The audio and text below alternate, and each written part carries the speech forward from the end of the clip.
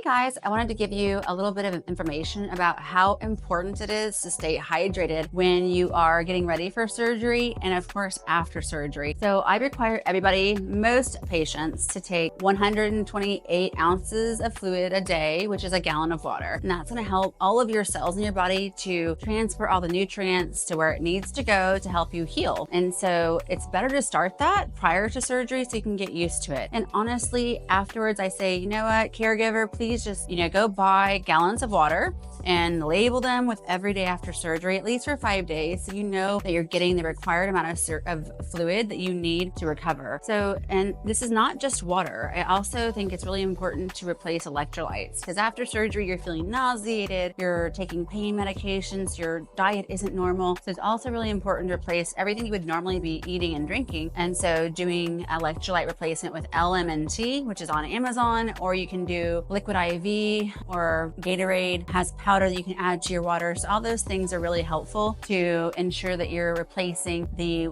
fluid and hydration that you need to recover perfectly.